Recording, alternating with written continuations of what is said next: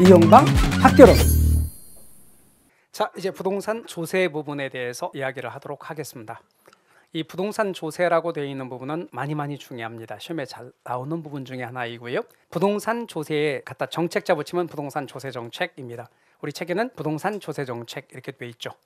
이제 부동산 조세 부분에서 이 부동산 조세 정책에는 전가라는 용어와 귀착이라는 용어에 대한 이야기에서부터 시작하겠습니다.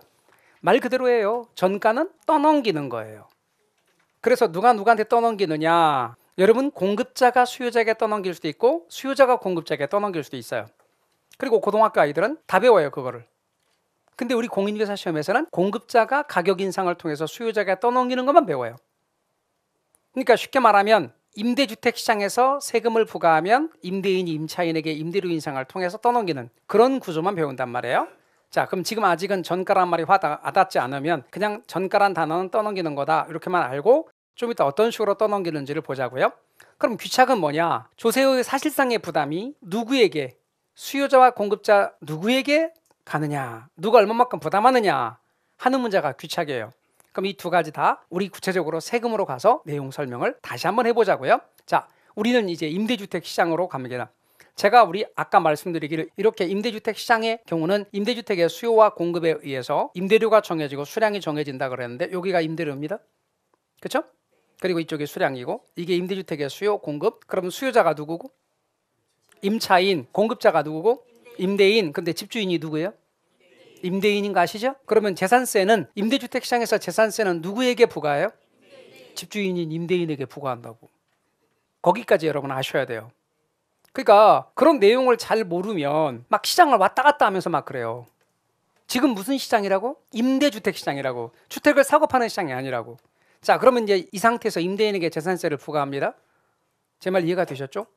그러면 이걸 잘 이해를 못하는 분은 임대인에게 재산세를 부과하면 부담스러우니까 임대인이 집을 팔 거고 집을 파니까 집값이 떨어지는 거 아닙니까? 막 왔다 갔다 그런다니까. 그거는 그분은 지금 임대주택 시장과 막 이 부동산 시장, 매매 시장을 왔다 갔다 막 하고 정신이 없는 거예요. 그러면서 이거 아닌가요? 막 그런다고. 그러니까 지금 우리는 시장은 무슨 시장이라고? 그렇죠. 임대주택 시장이라고요. 그럼 이제 임대료만 나오는 거예요. 딴 거 신경 쓰지 말고. 그럼 이제 임대인에게 재산세를 부과하면 임대인은 재산세를 무엇으로 받아들일까요?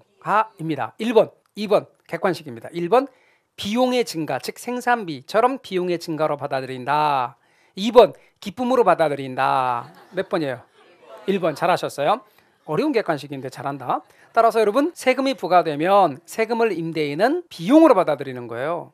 그러니까 언제나 세금의 경우는 비용의 증가가 되는 거예요. 그럼 여러분, 비용의 증가, 생산비의 증가는 어느 곡선을 어느 쪽으로 이동시켜요?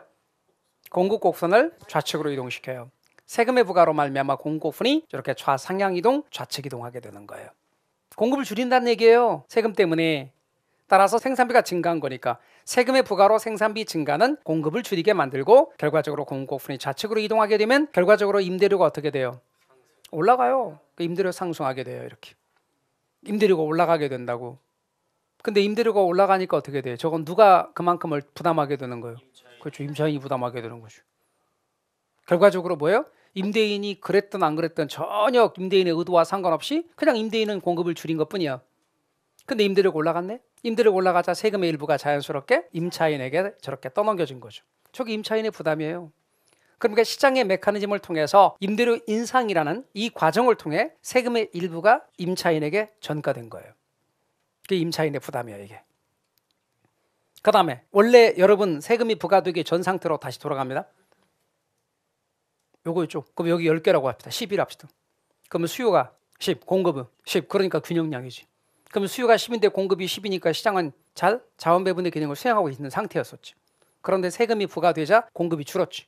그러면서 거래량이 어떻게 돼요? 줄어들죠. 거래량이 줄어들었네. 그래서 여러분, 수요는 10인데 공급량이 8로 줄었어요. 그러면 여러분, 거래량이 그렇게 해서 그래서 어쩔 수 없이 수요자가 사고 싶어도 돈 못 사는 거예요. 거래량이 줄었으니까. 공급이 줄었으니까. 그럼 여기서 이제 8로 됐어. 그러면 이렇게 되면 자원 배분의 경우가 어떻게 돼요? 안 좋아진 거지. 우리는 그걸 뭐라고 말하냐면 자원 배분의 왜곡이라고 그래요. 세금은 이렇게 자원 배분을 왜곡시켜요. 그래서 여러분, 요만큼이 아까 제가 뭐라고 그랬냐면 임차인의 부담이라고 그랬죠? 그리고 거래량이 주는 걸 자원 배분의 왜곡이라고 표현해요. 그래서 여러분, 세금은 자원 배분의 왜곡을 이야기한다고. 세금은 자원 배분의 왜곡을 야기한다 이렇게 말해요. 그래서 거래량이 주는 걸 자원 배분의 왜곡 이렇게 말합니다. 시험에 나오는 말로 기억하셔야 돼요. 시험에 나오는 말로 앞으로 점차 역직숙해져야 되고, 그러나 기초 과정에서 하나씩 지금 공부할 뿐인 거니까 너무 많이 스트레스 받거나 암기하려고 하지 마시고, 아, 저런 걸 자원 배분의 왜곡이라 한다 이렇게 알고 계십시오. 그다음 세금이 이만큼 부과된 거예요. 이 높이만큼. 근데 그중에 일부만 떠넘겼네? 그럼 나머지는 못 떠넘겼지. 그럼 못 떠넘긴 나머지 부분은 누구의 부담이겠어요? 그렇죠. 임대인의 부담이지. 여기까지를 제가 정리하겠습니다. 여러분, 재산세는 정부에서 누구에게 부과해요? 임대인에게 부과해요. 재산세는 임대주택 시장에서 누가 부담해요? 다시, 재산세는 임대주택 시장에서 누가 부담해요? 임차인과 임대인 다 부담해요. 보세요. 임차인이 이만큼 부담하고 임대인이 이만큼 부담하잖아. 재산세는 누구에게 부과해요? 임대인에게 부과해요. 그런데 시장 메커니즘을 통해서 재산세는 누가 부담해요? 임차인과 임대인이 다 부담해요. 이 둘을 구분 못하는 분이 많아요. 부과한다는 말과 부담한다는 말, 그거 봐요. 핵심은 한글이지. 부과와 부담은 다른 말이에요. 그래서 여러분, 임대주택 시장에서 정부는 세금을 임대인에게 부과하지만 시장이라는 이 과정을 통해서, 시장의 흐름, 이 시장 메커니즘이라는 걸 통해서 임대인이 공급을 줄였고, 그 과정에서 임대료가 올라가며, 따라서 세금의 일부가 임차인에게 전가됐고, 결과적으로 세금의 일부가 전가됐으니까 일부는 임대인이 부담해야 되겠죠. 그러다 보니 결국 임차인과 임대인이 각각 부담하는 걸 조세 귀착이라 그래요. 그럼 조세가 누구에게 귀착되느냐? 수요자는 이만큼, 공급자 이만큼으로 귀착된 거지. 그래서 최종적으로 수요자와 공급자의 부담으로 귀착되는 거예요. 다시 한번 얘기합니다. 임대주택 시장에서 재산세는 누구에게 부과해요? 임대인에게 부과해요. 임대인은 재산세를 뭐로 받아들여요? 비용의 증가로 받아들여요. 그래서 공급을 줄여요. 감소시켜요. 그래서 임대료가 올라가요. 거래량은 줄어요. 거래량이 주는 걸 뭐라고 불러요? 자원배분의 왜곡이라고 불러요. 세금은, 재산세는 누가 부담해요? 임차인과 임대인 모두 부담해요. 그래서 결국 임차인과 임대인에게 각각 다 세금이 귀착되는 거예요. 근데 누구에게 얼마만큼 세금이 귀착되는지, 참 부담하는지, 누가 얼마만큼 세금의 경우를 부담하는지는 탄력성하고 관련이 있어요. 그래서 조세 부과와 탄력성과의 관계, 즉 그 관계를 따져보자 그 말입니다. 그럼 부동산 조세와 탄력성과의 관계를 따져보려고요. 제가 수요를 먼저 따져보려고요. 수요가 비탄력적인 경우와 탄력적인 경우로 나눠볼게요. 먼저 수요가 비탄력적인 경우는 수요 곡선이 가파라요, 완만해요? 가파릅니다. 수요가 가파르게 그렸어요. 그리고 공곡선은 신경 쓰지 말아주세요. 수요가 가파르게 그렸습니다. 이 상황에서 공급자가 세금을 부과했습니다. 그랬더니 공급곡선이 좌상향으로 이동한다 그 말입니다. 그럼 최초에 임대료와 수량이 이만큼인데 세금이 부과되는 바람에 그전보다 임대료가 올라가고 양이 줄 거 아닙니까? 그러면 이 부분은 누구의 부담이고? 임차인의 부담이고, 그리고 거래량이 줄죠? 거래량이 줄고, 이 부분은 누구의 부담이고?